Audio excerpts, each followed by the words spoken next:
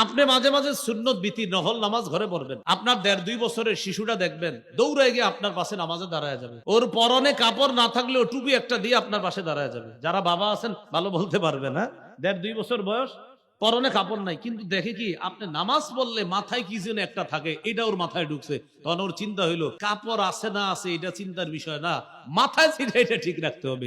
ছোট মানুষ কোত্থে টুপি একটা নিয়ে মাথায় দিয়ে এই বাবার পাশে গিয়ে দাঁড়ায় যাবে। এবার বাবার দিকে তাকায়, কি করে দেখে বাবার ঠোঁট নড়ে, ও ঠোঁট নাড়াইতে থাকে। এবার যখন রুকুতে যায় তো ও রুকুতে যায়, তো ছোট্ট মানুষ। এবার রুকুতে যাওয়ার পরে বাবাদের সুবহানা রব্বিয়াল আজিম পরে এই সুয়ের সিনের আওয়াজটা ওর কানে গেছে, ওর মাথায় কাজ করছে, ঘটনা কি আব্বাকে কিছু পরে নাকি। এবার এমনি তাকায় তো দেখে কি বাবার ঠোঁট নড়ে, এবার ওরও ঠোঁট নড়ে। এবার আপনি সালাম ফিরানোর পর যখন আঙ্গুলের করগুলা গনতে থাকবেন, সুবহানাল্লাহ বা ইস্তেগফার পড়তেছেন, 3 তাসবিহ পালন করতেছেন, আপনি এগুলা পড়তেছেন, ও আপনার দিকে আর আঙ্গুলের করের দিকে তাকায়, ও ঠোঁট নাড়ে আর আঙ্গুলের কর গনতে থাকে। এইভাবে রবের শুকরিয়া আদায় করেন যে রব আপনার সন্তানের মস্তিষ্কে অসাধারণ একটা বিষয় আল্লাহ বসিয়ে দিয়েছেন।